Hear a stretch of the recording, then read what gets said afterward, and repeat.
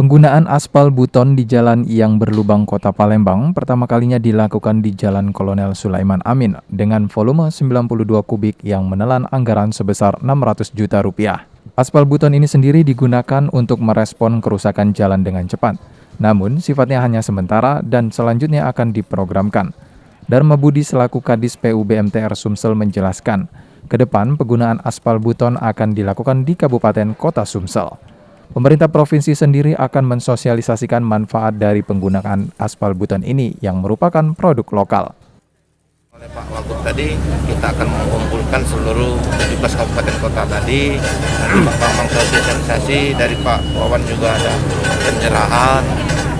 Kami menginginkan ini nanti ada pelatihan juga Pak pelatihan bagaimana untuk mencapai kondisi yang bagus. Harus ada pemadatan dulu ataupun langsung dilakukan itu, terus kemudian mengatasi drainasenya. Sementara itu menurut Dirut Wika Bikumel, aspal buton sendiri mempunyai beberapa keunggulan dibandingkan aspal lainnya. Di antaranya bisa mereduksi impor. TKDN kita mungkin bisa sampai 40-90%. Selama ini kan aspal itu semuanya impor, ya kan? Valuta asingnya juga ini. Nah, dengan adanya program pemerintah dengan penggunaan aspal buton ini, kita bisa mereduksi impor. Dengan digunakannya aspal buton ini sendiri bisa mengatasi keluhan masyarakat soal kerusakan jalan dan dengan cepat dilakukan.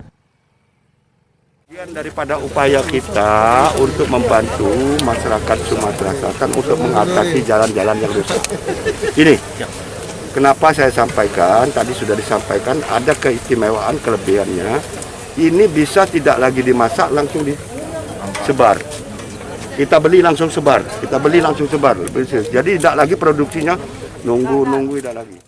Kedepan, pemerintah provinsi akan terus mengatasi kerusakan jalan khususnya yang berlobang dan dikeluhkan oleh masyarakat dengan menggunakan aspal buton. Firman Hidayat, PAL TV.